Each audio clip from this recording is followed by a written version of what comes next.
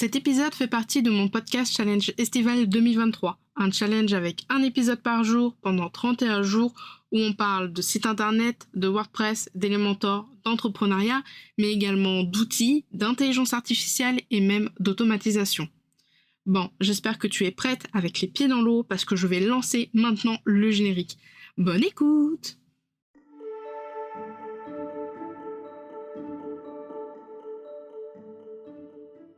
Bienvenue dans la Pause Café, le podcast qui aide les indépendantes à comprendre l'entrepreneuriat et le web. Je suis Camille, webmaster sous Elementor et WordPress depuis 2020 et mon job, c'est d'aider les indépendantes comme toi à créer, développer et gérer leur site internet. 2 fois par mois, on se retrouve pour un nouvel épisode.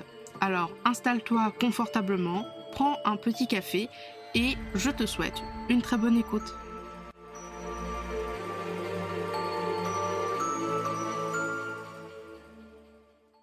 Hello, j'espère que tu vas bien. Bienvenue dans ce nouvel épisode de la Pause Café. Aujourd'hui, un épisode un petit peu plus tourné pour les business et les entreprises en ligne. Ce sont tout simplement les entreprises qui travaillent sur le web, sur internet, sur les réseaux sociaux, etc., etc.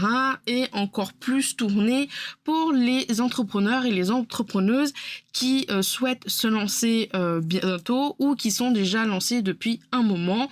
On va parler de tout simplement des 4 raisons d'avoir un site pour développer son entreprise et surtout développer sa visibilité. Depuis quelques années, on n'arrête pas de dire qu'on est dans l'ère du numérique, surtout avec les années, on va dire, Covid, où il y a eu énormément il y a eu un gros boom en fait, tout simplement au niveau du web. On était tous confinés chez soi, on n'avait pas grand chose à faire, ce qui fait que on a explosé un peu le fait d'avoir une présence en ligne et nos habitudes ont drastiquement changé. Dans l'épisode de la Pause Café 46 sur les erreurs sur Instagram pour se planter dans sa communication avec Cindy Kaité, elle nous dit bien que maintenant quand on va chercher un restaurant, on va chercher sur Google pour voir un petit peu le resto, mais on va essayer de chercher par exemple un site internet ou en tout cas un compte sur Instagram et ça va vraiment être la première chose que les gens vont faire quand ils recherchent un resto, quand ils ont envie, par exemple quand ils sont en vacances ou autre. La première raison, c'est tout simplement augmenter sa visibilité et devenir de plus en plus accessible. Ça, c'est l'une des principales raisons pour laquelle un site internet est essentiel maintenant pour toutes les entreprises et encore plus quand tu travailles sur internet. Tu peux toucher un public beaucoup plus large, quel que soit son emplacement géographique. Alors, bien sûr qu'il faut travailler son persona, etc., etc., mais c'est sûr que sans les réseaux sociaux et sans site internet, ça va être difficile de trouver des opportunités et surtout de trouver des clients. On n'habite pas tous dans une grande ville, donc c'est quand même relativement quelque chose d'assez pratique. Ton site internet va fonctionner 24 heures sur 24, 7 jours sur 7, 363 fois par an, je vais y arriver. Donc, peu importe quelle heure il va être et peu importe quand, tu peux toujours avoir du trafic, tu peux toujours avoir des visiteurs qui vont découvrir tes produits, tes services, tes offres ou qui vont tout simplement te découvrir et potentiellement ces visiteurs-là, tu vas pouvoir les convertir tout seul grâce à ton site, enfin tout seul entre guillemets, grâce à ton site et les convertir tout simplement en clients. Globalement, tu imagines que tu es une graphiste indépendante, sans site internet, tu comprends bien que ça sera un petit peu compliqué d'aller chercher des clients au niveau local, c'est-à-dire autour de chez toi, de façon, on va dire, traditionnelle.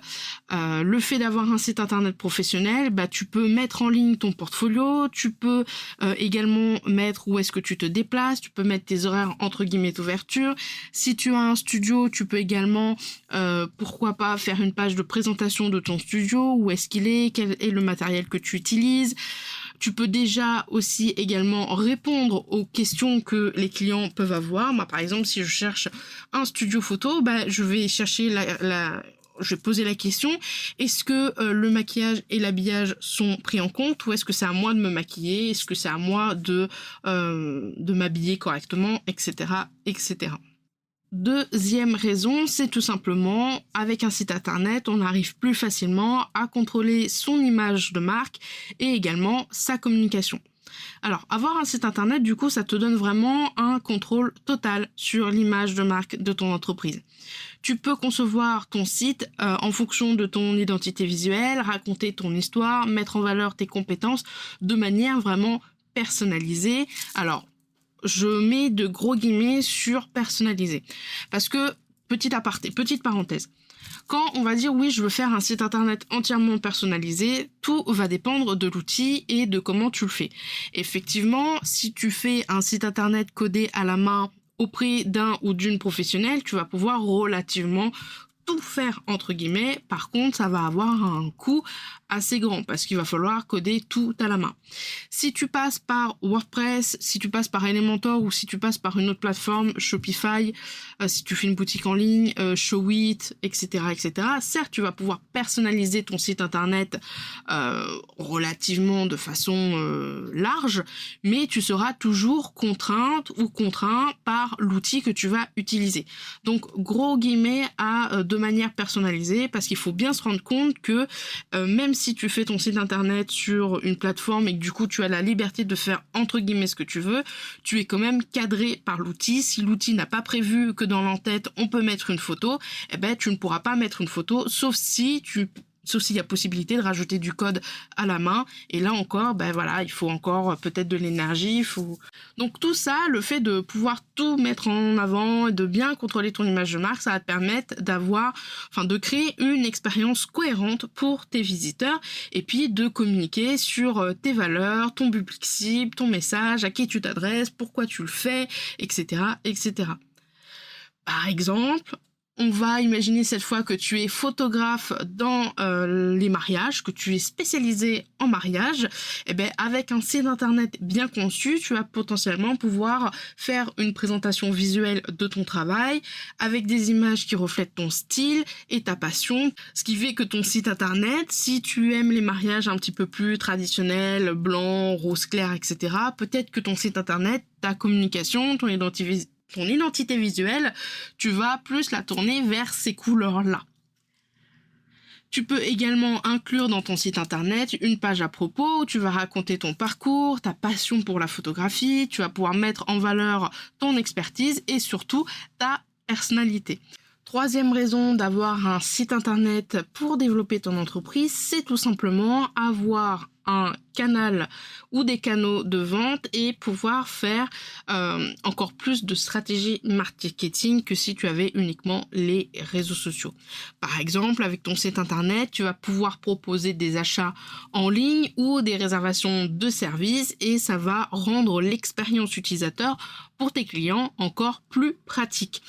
Tu vas pouvoir mettre en œuvre également des stratégies marketing comme le référencement, la marketing de contenu ou encore potentiellement du marketing par rapport à des lead magnets pour faire rentrer tes prospects, tes visiteurs dans ton tunnel de vente et puis à la fin les convertir en clients.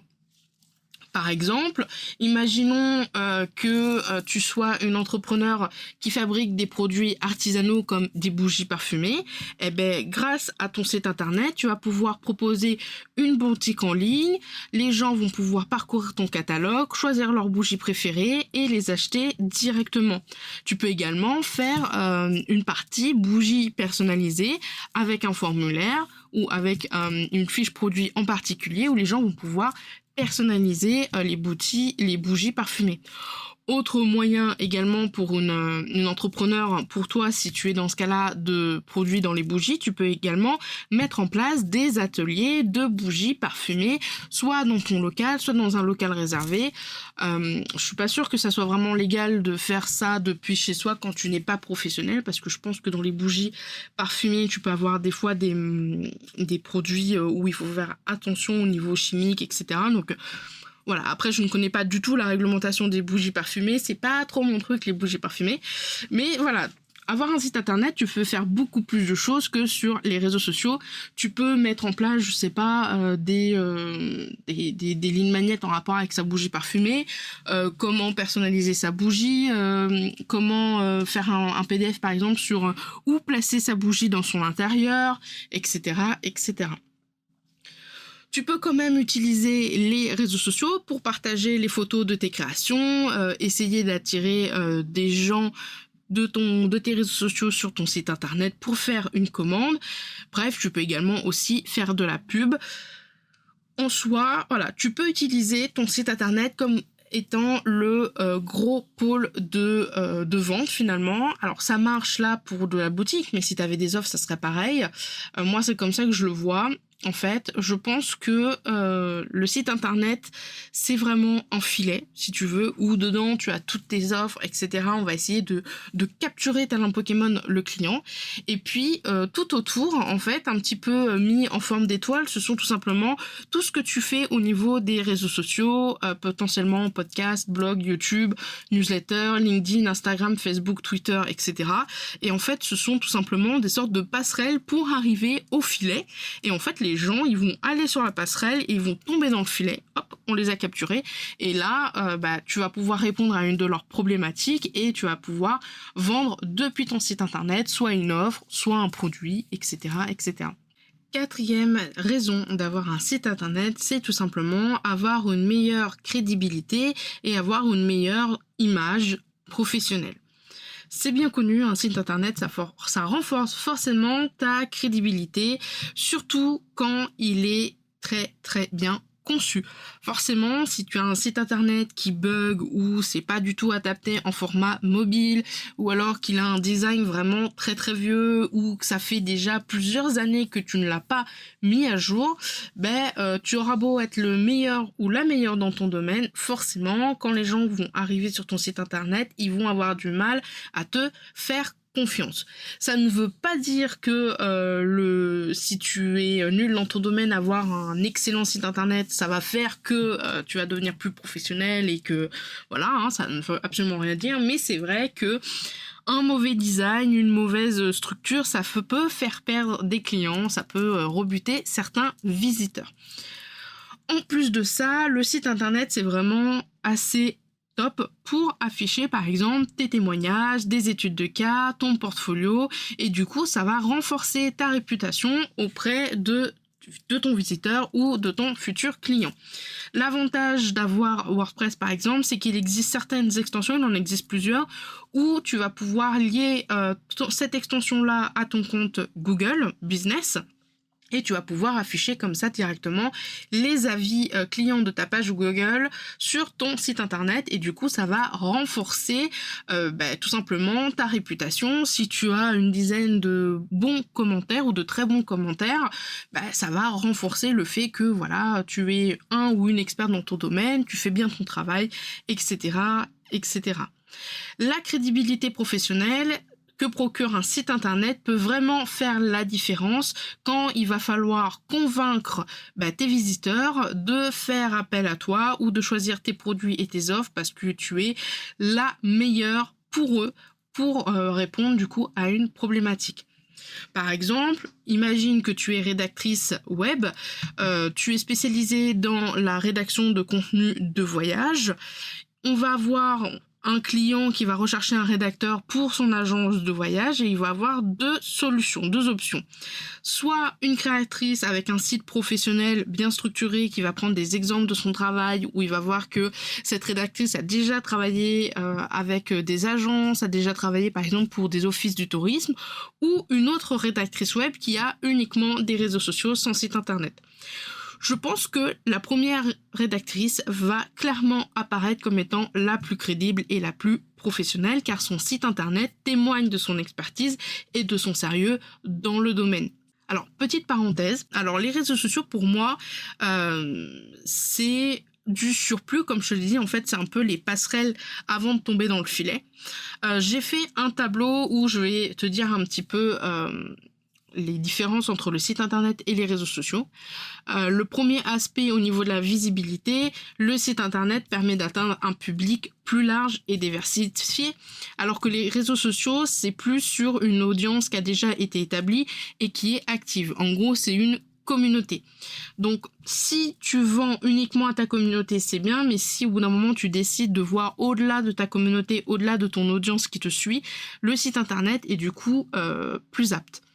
Au niveau du contrôle de l'image, le site internet, comme je te l'ai dit, c'est un contrôle total de ton image de marque. Tu vas pouvoir faire ce que tu veux en fonction de l'outil choisi, mais forcément, on est beaucoup plus libre que sur les réseaux sociaux où les fonctionnalités et les mises en page du réseau social que tu utilises va énormément jouer dessus. Par exemple, sur Instagram, on peut pas mettre de lien dans la description de ses posts. On a uniquement la possibilité de mettre un ou plusieurs liens dans la bio. Au niveau de la communication, le site internet permet de communiquer de manière détaillée. Si jamais tu as un événement et que tu as envie de faire une page d'inscription qui fait 3 slides, tu peux, alors que sur les réseaux sociaux, c'est généralement plus court et plus rapide. Les posts Instagram, les posts LinkedIn, Twitter, etc., ils ont des nombres de caractères à ne pas dépasser. Au niveau de l'analyse de données, un site internet, tu vas pouvoir beaucoup plus recueillir et analyser des données précises, le clic, le pourcentage par exemple de gens qui répondent à un formulaire en particulier, le temps passé sur les pages, le taux de rebond, les visiteurs uniques, les visiteurs pas uniques, etc., etc. Alors que sur les réseaux sociaux, les statistiques sont propres à chacun. Par exemple, Instagram, pour moi, je trouve qu'ils font d'excellentes statistiques. Pinterest également. Par contre, LinkedIn, quand tu es avec un profil personnel, du coup, les statistiques, elles sont moins complètes que si tu avais vraiment une page pour ton entreprise. Donc, suivant les réseaux sociaux, des fois, tu manques de statistiques et tu auras potentiellement besoin d'un outil supplémentaire, complémentaire, parfois payant, pour avoir toutes les statistiques dont tu auras besoin. Au niveau de la propriété, le site internet est de ta propriété, alors attention avec ça. Quand on dit que ton site internet t'appartient, certes, il t'appartient au niveau du contenu, au niveau du design, parce que tu as un truc de la propriété intellectuelle, mais en vrai, quand on dit que le site internet t'appartient, c'est surtout le nom de domaine qui t'appartient. Nom de domaine qui t'appartient tant que tu le payes auprès de ton hébergeur. Donc tu loues ce nom de domaine. Si tu arrêtes de payer ce nom de domaine ou si tu ne veux plus le payer, ton nom de domaine, du coup, va tomber dans l'oubli pendant 30 jours et après, il sera de nouveau disponible. Ton compte Instagram, certes, c'est ton compte Instagram, mais si Instagram veut fermer ton compte, il ferme ton compte. Si Instagram veut te bloquer, il te bloque. Si Instagram décide de ne plus fonctionner, il se décide de ne plus fonctionner, tout simplement. Donc, tu es plus tributaire des réseaux sociaux que de ton site internet. Au niveau du coût, alors là, du coup, je dirais que c'est l'inverse. Le site internet, certes, ça peut être vraiment un investissement. Je ferai pas tout un truc sur, oui, avoir un site internet, ça coûte 100 parce qu'il faut payer l'hébergement, etc. Il y a plein de coûts à prendre en compte pour un site internet.